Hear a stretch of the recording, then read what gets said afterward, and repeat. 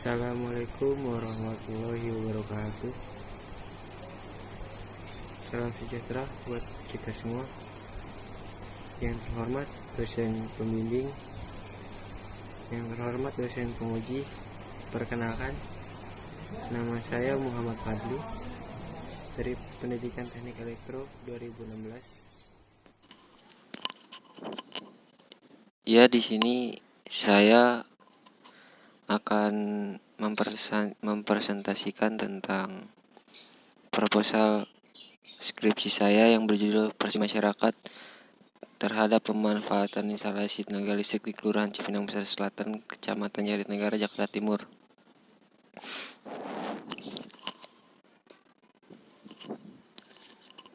Bab 1 itu pendahuluan. Latar belakang: dalam menjalankan aktivitas sehari-hari, manusia sangat membutuhkan energi listrik. Namun di lain sisi, listrik sangat dapat membahayakan keselamatan manusia jika tidak bisa dikelola dengan baik. Nah, untuk mencegah hal yang berbahaya yang diakibatkan oleh arus listrik, maka dibutuhkan kewaspadaan dalam menghindari bahaya listrik. Salah satunya dengan melakukan peningkatan pemahaman tentang kelistrikan dan pencegahan dari bahaya listrik. Nah, kemudian banyaknya hunian di wilayah pemukiman yang berada di wilayah jaringan sutet akan menimbulkan bahaya yang diakibatkan oleh medan elektromagnetik yang dihasilkan oleh jaringan sutet tersebut. Salah satu pemukiman yaitu yang ada di bawah sutet di wilayah Jakarta Timur terdapat di RW 2 Kelurahan Cipinang Besar Selatan. Selain di bawah jaringan sutet, berdasarkan hasil survei di wilayah tersebut memiliki instalasi yang terpasang hampir di setiap rumah belum sesuai dengan standar PLN atau PUEL. Nah, hal ini akan mengakibatkan juga bahaya yang diakibatkan oleh arus listrik, yaitu salah satunya kebakaran. Beberapa permasalahan yang diakibatkan oleh jaringan sutet adalah masalah kesehatan yang sering dikeluhkan masyarakat yang tinggal di sekitar. Menurut Sudarti, bahwa peningkatan intensitas paparan medan listrik ELV atau Extreme Low Frequency di wilayah sekitaran sutet 500 kV mencapai 21 kali lebih tinggi dibandingkan wilayah kontrol. Sementara peningkatan intensitas medan magnet ELV mencapai 9 kali lebih besar, namun masih berada di bawah nilai ambang batas paparan yang diperkenankan WHO. Sebuah penelitian dilakukan Dr. Gerald Draper oleh Oxford University menyebutkan ada beberapa gangguan kesehatan yang bisa dialami oleh anak-anak dan perempuan akibat paparan sutet, yaitu yang pertama saat melahirkan sebesar 70% anak memiliki resiko mengidap leukemia. Kemudian kedua, gejala hipersensitivitas berupa sakit kepala, pening, bahkan hingga keletihan menahun. Nah, selain bahaya tersebut, juga tinggal di bawah sutet ada resiko kerusakan yang terjadi pada sutet itu sendiri. Perlu diperhatikan kalau terjadi korsleting pada sutet dapat menyebabkan kebakaran atau ledakan. Selain itu bisa juga terjadi kasus lainnya seperti gardu listrik tumbang, kabel sambungan terputus, dan lainnya. Kecelakaan tersebut menjadi risiko besar yang sering kita jumpai daripada kasus kesehatan yang terjadi akibat radiasi elektromagnetik dari sutet. Nah, mengingat akan manfaat sangat besar, maka masyarakat harus memiliki pemahaman dan pengetahuan. Tingkat pemahaman dan pengetahuan agar terhindar dari bahaya listrik. Dan tingkat pemahaman dan pengetahuan tentang listrik ini dapat diketahui dari persepsi mereka tentang yang pertama itu ada instalasi listrik rumah tinggal, peralatan listrik, kesehatan dan keselamatan listrik, bahaya listrik. Kelima itu pencegahan bahaya listrik. Nah, dari latar belakang tersebut, maka saya sebagai peneliti tertarik untuk mengadakan penelitian dengan judul Persepsi Masyarakat terhadap Manfaatan Instalasi Tenaga Listrik di Kelurahan Cipinang Besar Selatan, Kecamatan Jatinegara, Jakarta Timur. Kemudian ada identifikasi masalah. Dari latar belakang masalah di atas, maka dikemukakan timbul beberapa permasalahan, yaitu yang pertama, Listrik dapat menimbulkan bahaya bagi manusia jika tidak dikelola dengan baik. Yang kedua itu ada bahaya listrik. Salah satu faktor yaitu semakin tinggi tegangan yang digunakan, semakin tinggi juga tingkat bahayanya. Tingkat faktor yang menentukan tingkat bahaya listrik bagi manusia yaitu tegangan, arus, dan tahanan. 4. Sebagian besar instalasi listrik pada rumah tinggal yang dimiliki masyarakat RW02 belum semua sesuai standar yang ditetapkan oleh PLN. Yang kelima, timbulnya berbagai macam bahaya bagi manusia yang tinggal dekat jaringan sutet.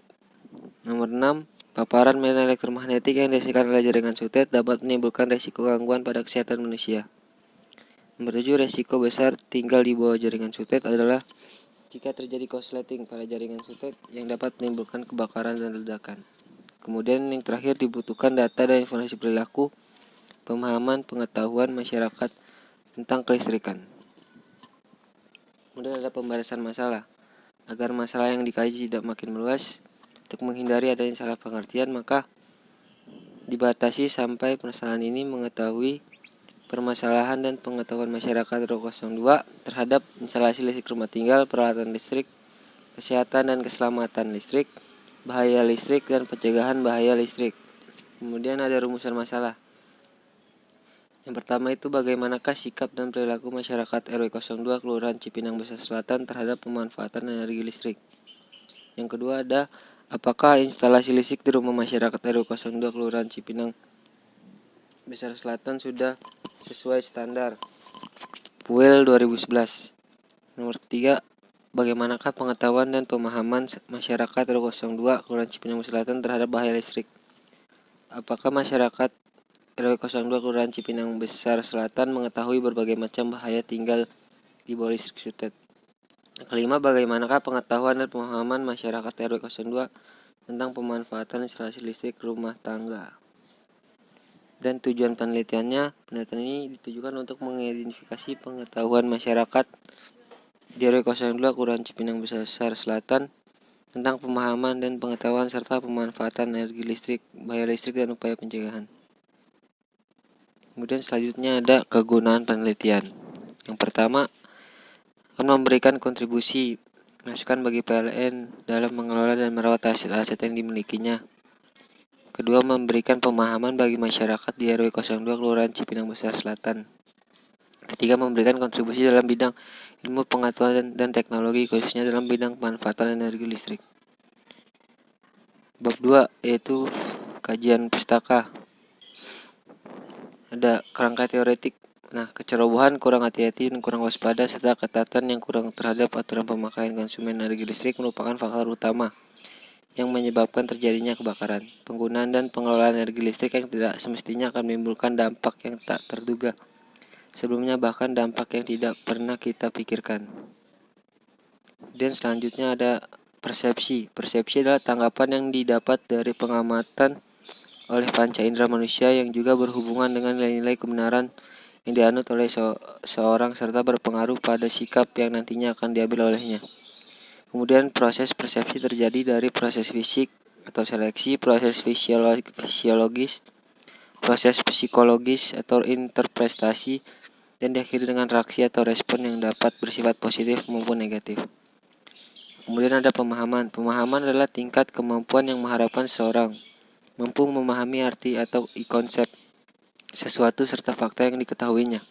Dalam hal ini tidak dapat sekedar hafal secara verbalitas tetapi memahami konsep dari masalah atau fakta yang ditanyakan.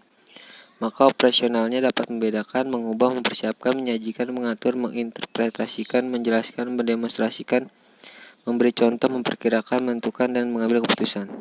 Selanjutnya adalah pemanfaatan tenaga listrik. Energi listrik merupakan salah satu sumber kebutuhan energi yang harus terpenuhi untuk hindari peralatan dan benda-benda lain yang membutuhkan energi listrik agar dapat berfungsi. Di sisi lain, energi listrik juga berperan penting dalam menggerakkan roda perekonomian. Dan peraturan pemerintah nomor 62 tahun 2012 menjelaskan bahwa instalasi pemanfaatan tenaga listrik adalah instalasi tenaga listrik yang digunakan untuk pemanfaatan tenaga listrik oleh konsumen akhir. Kemudian ada sutet. Sutet adalah saluran udara tegangan ekstra tinggi, merupakan media pendistribusian listrik oleh PLN berupa kabel yang tegangan listriknya dinaikkan hingga mencapai 500 kV yang ditunjukkan untuk menyalurkan listrik dari pusat pembangkit listrik menuju pusat beban yang jaraknya sangat jauh. Kemudian ada kerangka berpikir. Tingkat pengetahuan dasar masyarakat mengenai dasar-dasar kelistrikan rumah tinggal menggambarkan tingkat pengetahuan tentang fungsi peralatan instalasi listrik dan perlengkapan pemasangan instalasi listrik.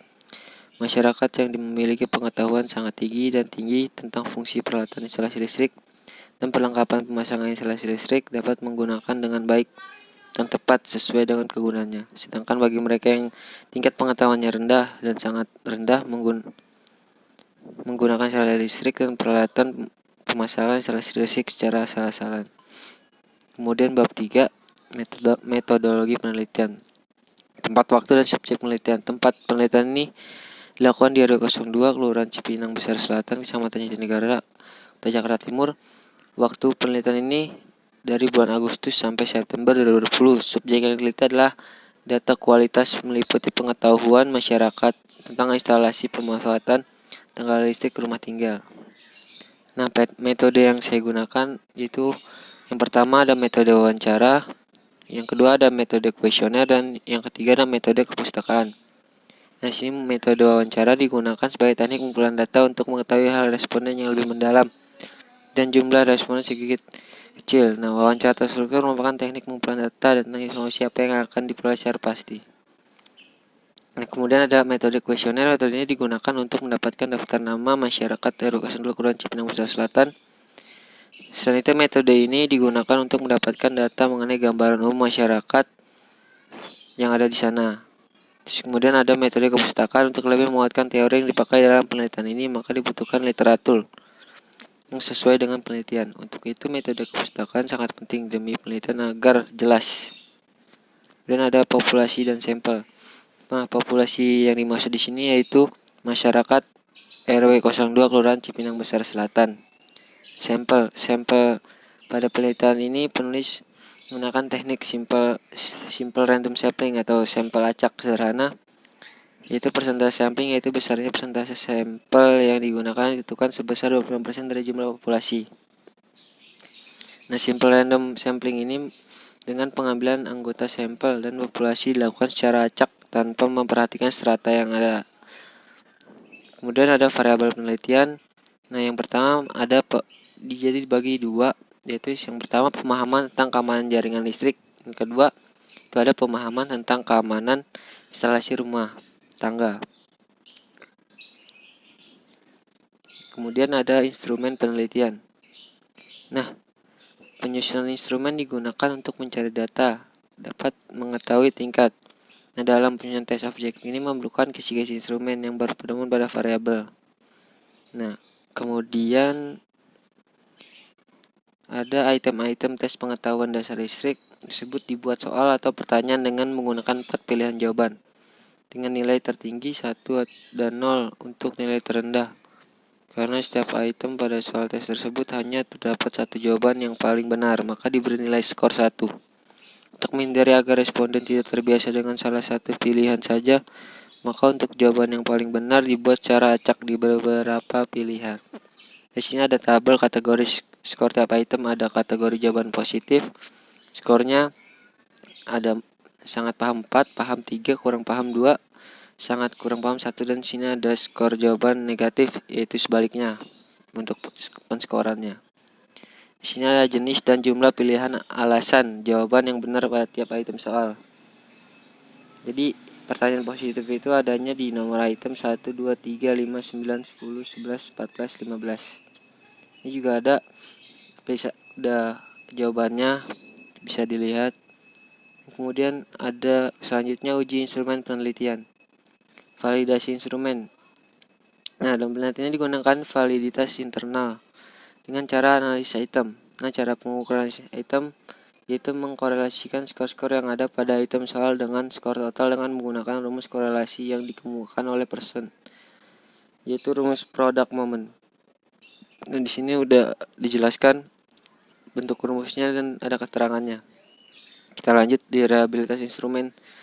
Dalam penelitian ini kita gunakan reliabilitas internal dengan menggunakan rumus alpha. Rumus alpha ini digunakan karena skornya 1 sampai 4. Rumusnya bisa dilihat oleh teman, bisa dilihat di dalam PPT-nya, ada rumus dan keterangannya. Dan kemudian yang terakhir yaitu teknik analisis data. Dalam penelitian ini akan menggunakan hasil pengumpulan data penelitian berupa data kuantitatif yang akan dihitung dengan teknik deskriptif persentase. Adapun ini rumusnya, persen sama dengan N per N kali 100%.